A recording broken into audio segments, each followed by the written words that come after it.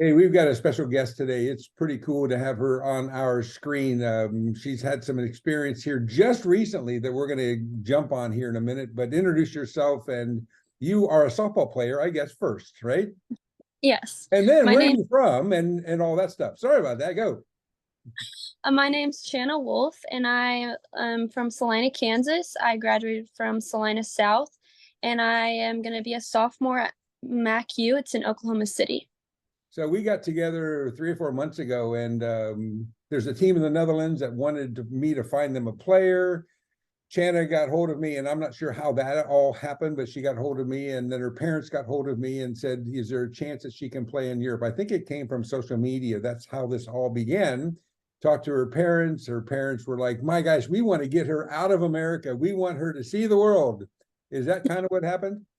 Yeah, so I don't Alan Colglazer, I used to take pitching lessons from him in Colorado Springs for a couple of years before I moved back to Kansas. And since there's not much to do here over the summer right now, softball wise, I got in touch with him and asked if he knew anyone, and he knew you, and you knew the Netherlands. So So this all worked out. So you're not a farm girl. You weren't going to bale any hay this summer. So you had extra time, right?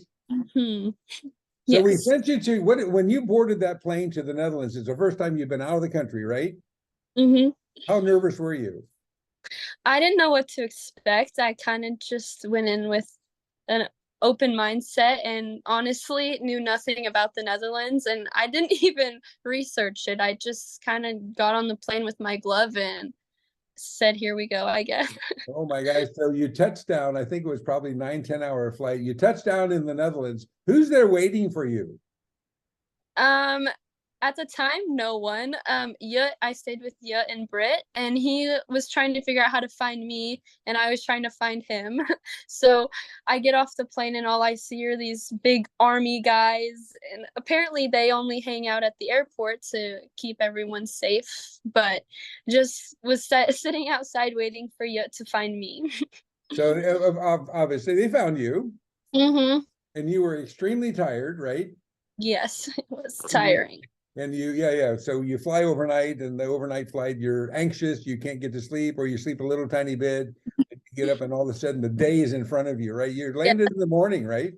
Yeah, I landed and I called my mom, and she like was just I think it was like 4 in the morning, and it didn't click to me that there was such a big time change, really. Yeah. So you were 6, 8 hours difference than the Mhm. Netherlands. So you landed and called your mom and woke her up, and that made her happy, right? Yeah. So tell me about this experience. What team did you play on? I played for the Sirens, and that's Roy's team. So what did you think of that Roy dude? He was cool. He He, didn't speak very English in the beginning, but I got him broken and he started talking in more the English funny as thing we is, went. Roy knows how to speak English pretty well. Yeah, So it does. yeah, way Mhm. better than what you think. Anyhow, you shared with me that you stayed with one of our friends. Of course, we know a lot of people over there, but one of them are the Toots. Mhm. Yes, You're, I stay with Marcel and Martina. and what did you think of them? I love them. Okay, you can They helped make the Netherlands a home.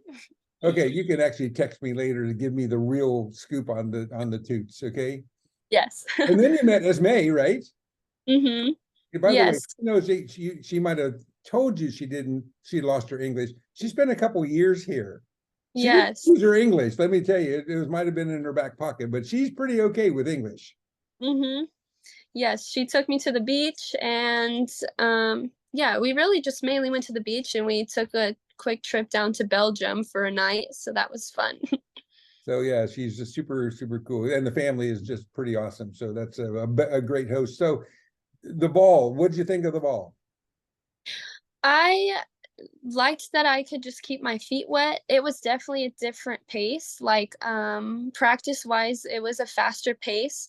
We were always moving, always had some like a I don't know, just kind of there was never a time where we were walking, always jogging, moving to the next thing. And the pitching was different. I didn't expect that. I knew that there had a little bit of I don't know if they call it crow hopping. Is it crow hopping? No, it's not called that, but in America we would call it that. Yeah. Yes. Yeah, so that was a little bit different, and I had some trouble in the beginning slowing down and taking a pause before I started my pitch, because you have to pause and present yourself, obviously, and I was moving through that too fast, so it kind of got to me at first, and then I figured it out, and that was different for sure. So did you become airborne? I want to know, did you take on the international softball stuff? By the way, they're transitioning in America this coming year, so that's going to be cool. But did you transition yourself to getting some air? I've always, my back leg has always come off the ground. And in high school, some of the umpires would call me for it, but I've always kind of done that. And I've tried to not do it, but then in the Netherlands, it's okay. And I haven't even been called for it in college yet. But I never really did I don't know, the right way of pro hopping. I've always kind of come off the ground a little bit, though. So the funny thing is that what you now that we're speaking about this and all these blue guys, all these umpires are watching, you're going to get called on it this year. We told you, we saw you, you admitted it. So now you're going to pay, so Yeah. crazy enough. So what did your mom and dad come and visit or did they not? No, they did not. So did you stay in touch with them? Yes, I tried to talk to them. I talked to them at least once a day. It was kind of hard to figure out the time, but we always got in touch by the end of the day. So were they intrigued with your experience? Did they love what you were doing? Yes. My mom was jealous. So then when she would go to the lake with the family, she would have to send a snap back, you know, Here's what we're a doing, right? little bit of a competition at that point. So did you send her some pretty good pictures from where you were? Yes, and the food, of course, the food. So what did you think? What did you think of the cuisine? What did you think of the food?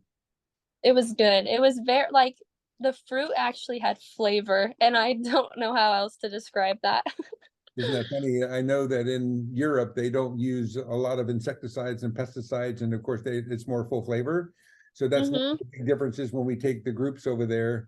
That's one of the big differences that they find that the flavor of the food is richer simply Yeah. because it's not kind of stifled with what we put in there on the chemical side, which is horrible to say, but again, it's pretty clean eating. Did you ever get to eat a Vapiano or did you ever go to Hippopotamus or anything like that? Or Happy Italy, maybe? Did you get any I pizza? didn't.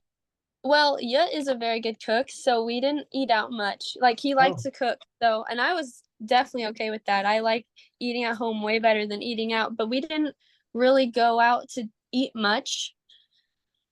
We that's just ate at good. There's a couple, home. yeah, there's a couple restaurants in the city that you're in that's like everyone goes to, and it's one of them's Happy Italy, and the other Vapiano is one Mm-hmm. pretty popular too. But eating at home and eating their cuisine and eating from something they cook, oh my gosh, that's so good. Is there something that you love to eat that you had more than once or would like to have had more than once? We went down to Het Park, and I don't know if you know where that's at. It's Yeah, by the center, and I loved going there. I went there almost every day just to sit, and I journaled while I was there. And they had the best apple pie. And Pepper, for her, I think it was her third birthday, she wanted to go there and have apple pie. So yeah, they do she that got. so well. They do that so well. So what do you think of the Dutch people? Did you fit in?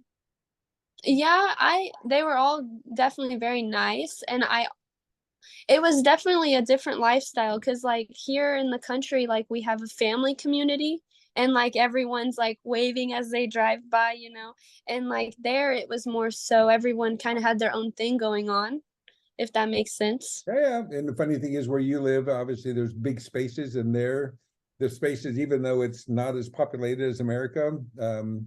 What'd you think of the cycling? It was fun but scary. I almost Yutz doesn't even know this, and he's gonna laugh if he watches this video. But I went to the market with him, and I think either Pepper or Rebel was on the back of the bike, and we're on like a road where the trims are, and the trims have railroad tracks on the road, and I was behind him, and he has no clue, but I my front tire went into the railroad track. Oh my I gosh. was like all over the place, and I was so embarrassed. Like I didn't even turn around to see who saw me, and Yut was way down the street. Like I had to pedal to catch up to him. And as soon as I get back going, a trim flies by and like honks its horn or whatever, and I was like shaking on my bike. Yeah, I but didn't tell them bicycling, that. yeah, bicycling is crazy. A lot of people do it. I think that in fact there's more than 2 times the amount of bicycles than people there. I Two times. believe. Yeah, they're bicycling everywhere. So did you like that habit of cycling to town and to the market and all? Yeah, I would have to cycle to Neptunus, and it wasn't that far. I don't know how many miles it was, but it was like I think I could make it there in 12 minutes. But my legs, like I swear I felt like my legs were like growing. I was like, why are my legs not bigger?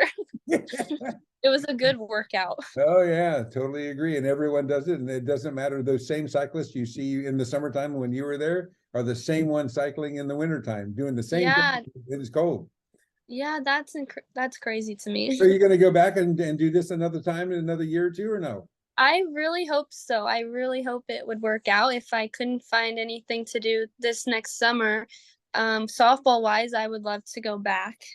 Yeah, well, you're on that list of people like loved you and people loved how you fit in and so forth. So I bet about the time you say, hey, Kurt, can you set me up? I probably can make that happen pretty quickly because you've got experience and people know you. So Yeah. it's an easy thing and you integrated pretty well. So that's a pretty good thing. But Chana, thanks so much for giving us your experiences. It's a big deal to a lot of people watching this because some people want to do what you do. A lot of people are watching this that want to go to the Netherlands and maybe play in the cup, which I didn't have the privilege of taking you, but by golly, you got to do something that most people would never do. And that's I playing. recommend it. I really do.